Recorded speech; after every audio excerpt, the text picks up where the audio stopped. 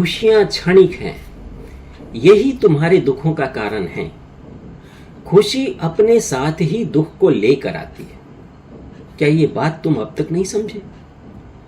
मान लो तुमने कुछ प्राप्त करने का लक्ष्य रखा, अब उसे प्राप्त करने की इच्छा में भूख, नींद और आराम सब कुछ छोड़कर भागना शुरू करते हो, यानी उसके लिए तमाम कष्ट उठाते हो और उसे प्राप्त कर लेते हो। खुशी होती है, स्वयं पर अभिमान भी, पर यह कुछ क्षणों की खुशी है। देर तक उस लक्ष्य को देख देख कर खुश नहीं हो सकते। इतने दुख झेल कर खुशी प्राप्त भी की तो कैसी, जो एक क्षण भी न टिकी। मन अब अगला लक्ष्य तय करता है और एक बार फिर वही संघर्षपूर्ण दिनचर्या।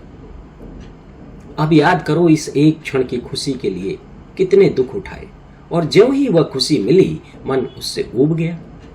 एक युवक नौकरी प्राप्त करने के लिए दुनिया भुला देता है, और जब वह मिलती है उसके कुछ ही दिन बाद अपनी रोज रोज की एक ही दिनचर्या से ऊब जाता है। रोज सुबह से शाम तक एक ही कुर्सी पर बैठना दुख पैदा करने लगता है। इस उबाऊ दिनचर्या से निकलकर कहीं दूर जाने की इच्छा होती है। वह जाता है, घूमता फिरता है, थोड़ी खुशी मिलती है, पर सोचो यदि रोज रोज का घूमना ही उसका काम बन जाए तो एक बार फिर से वो परेशान हो जाएगा, उसे इससे भी ऊब होने लगेगी। तुम जो कुछ भी पाने की इच्छा करते हो वही तुम्हारे दुखों का कारण बनती है। प्राप्त हुआ तो भी दुख, ना मिला तो भी दुख। ऐसी छोटी खुशियों के पीछे मनुष्य उम्र भर भागता रहता है और अंत में खोखलापन ही हाथ लगता है। असली खुशी कहाँ है? खुशी की चाह में तो वह दुख ही झेलता रहता है। खुशियों के पीछे भागते हुए तुमने अपने आसपास इतने झमेले इकट्ठे कर लिए हैं कि अब चारों ओर दुख ही दुख दिखाई देता है। यदि तुम मन के कहने पर चलोगे तो यही होगा। मन स्वभाव से ही चंचल है, यह तुम्हें एक जगह टिक कर रहने ही नहीं देता। यह तुम्हें एक क्षण में आकाश में ले जाता है और अगले ही पल धड़ाम से पटक देता है, जैसे नशा कर रखा हो किसी ने। मन सदैव ऐन्द्रिक सुखों की तरफ ही भागता है, और ऐन्द्रिक सुख स्थायी नहीं है। महाभारत में कृष्ण अर्जुन को बताते हैं, चंचल मन को मनमानी न करने दो पार्थ, उसे रोको और उसे अपने आत्मा का अधीन बनाओ। तुम्हारी उलझनों का यही उपचार है। देखने, सूंघने, चखने, सुनने और स्पर्श का सुख, ये 5 विषयी सुख हैं, या समझो ऐन्द्रिक सुख हैं। किसी सुगंध, किसी स्वाद को कितनी देर महसूस कर सकता है कोई? किसी प्रशंसा को सुनने का, किसी का स्पर्श पाने का सुख दोबारा याद कर सकते हो क्या? तो ये सुख नहीं, क्षणिक खुशी है। क्षणिक खुशियां विनाश का कारण बनती हैं। अली पतंग मृग मीन गज, जरत एक ही आँच, तुलसी ताकी कौन गति, जिनको व्यापे 5। अली माने भंवरा, पतंग माने उड़ने वाले छोटे कीड़े, मीन मछली और गज हाथी को कहते हैं। ये सब एक एक ऐन्द्रिक सुख के कारण ही मारे जाते हैं। भंवरा सुगंध को सूंघने के लिए खिले हुए फूल पर जाकर बैठ जाता है। रात को फूल की पंखुड़ियां बंद होती हैं और वह मर जाता है। इसी प्रकार कीट पतंगे रोशनी देखने के लालच में जल जाते हैं। मछली स्वाद के लालच में कांटे में फंस जाती है, और हाथी जैसा विशाल जीव हथनी की वासना में मारा जाता है। यह सब तो एक एक इंद्रिय की तृप्ति के लिए मारे जाते हैं। उस मनुष्य का क्या जो 5 इंद्रियों की क्षणिक खुशी की तलाश में लगा रहता है। गालिब एक मैखाने में बैठे और कहा, ला दे शराब शाकी, कह दे शराब है। साथ में बैठे दोस्त ने पूछा, ये क्या बला है? जब वो लाकर दे ही देती है तो कहने की क्या जरूरत? गालिब ने कहा, सामने रखी शराब देखना आंखों का सुख है, यह सुनना की शराब है कान का सुख है, चख कर मजा लेना जुबान का सुख है, और उसका नशा तारी होना मन का सुख है। मैं सारे सुख लेना चाहता हूँ। मनुष्य ऐसी ही छोटी छोटी खुशियों को सुख समझता है और उसके पीछे भागता रहता है। तुलसी ये तो 5 हैं, और भी होत 50, रघुबर जाके हृदय बसे, ताको कौन सुतरास। तो अब सवाल है कि सुख मिले कैसे? संयमित जीवन सुख की चाबी है। सुख मन को काबू में करने से आता है।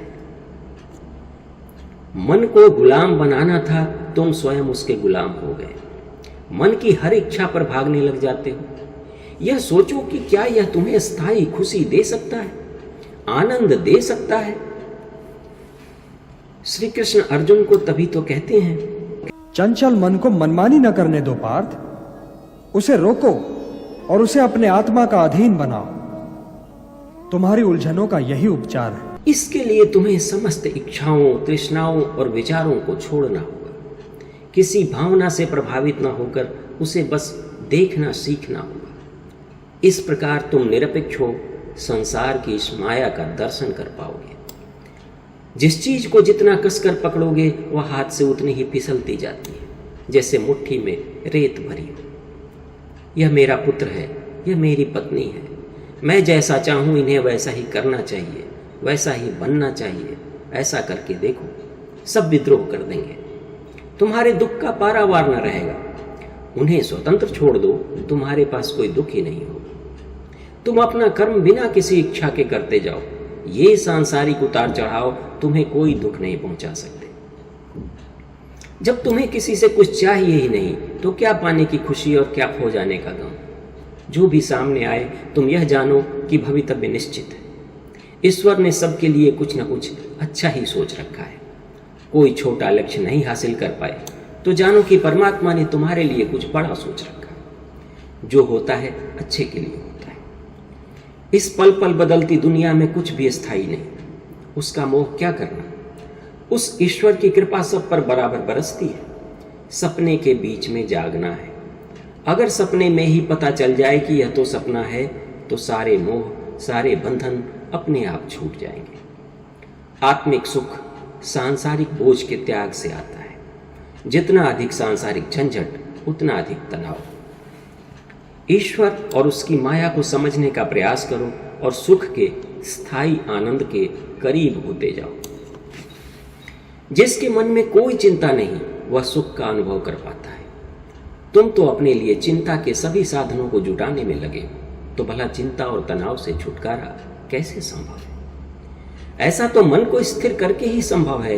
यदि वह विषयी सुख खुशियों के पीछे भागता रहेगा तो तुम आत्मस्थ हो ही नहीं सकते, ईश्वर की माया को देख ही नहीं सकते। येन केन प्रकारेण धनी बनने की जुगत करते रहना, शरीर को मेहनत ना करनी पड़े ऐसी युक्तियां जुटाने में लगे रहना और उसके लिए छल कपट और दुष्टता का सहारा लेना चिंता और तनाव उत्पन्न तो करेगा ही। जितना मिला उससे ज्यादा कैसे हो, इस संतरास में पड़े रहना सदैव दुख ही दुख देता है। सिर्फ जरूरत भर सामान अपने पास रहे और बाकी चीजों को छोड़कर देखो। जो लोग इस भागम भाग की जिंदगी में लगे हैं तुम्हें दुखी दुख दिखाई देंगे। तुम्हारा मन सुख से भरा रहेगा और परमानंद की ओर जाएगा, जहां दुख की कोई जगह है ही नहीं। इसे ही सुख कहते हैं और तुम्हें इसी की तलाश करनी। तभी तो तुलसीदास कहते हैं, रघुबर जाके हृदय बसे ताको कौन सुत्रास। याद करो केशव की वह वाणी। मेरी ओर देखो पार्थ, मेरी ओर देखो। जिसे हर दिशा और हर वस्तु में केवल मैं ही दिखाई दूं, वो तो कभी भटक ही नहीं सकता। जो मुझे नहीं भूलता पार्थ, मैं भी उसे नहीं भूलता। वो तो सांसारिक जीवन व्यतीत करते हुए भी संसार से अलग और मेरे भीतर रहता है। अर्थात जब सब कुछ उस सर्वशक्तिमान पर छोड़ दिया तो फिर क्या प्रपंच करना, क्यों व्यर्थ की चिंता करना।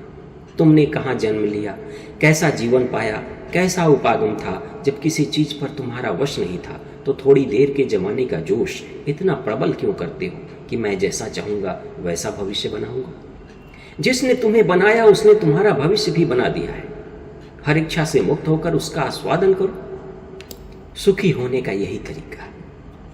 उसके सोचे हुए से लड़ने जाओगे, दुख ही दुख पाओगे।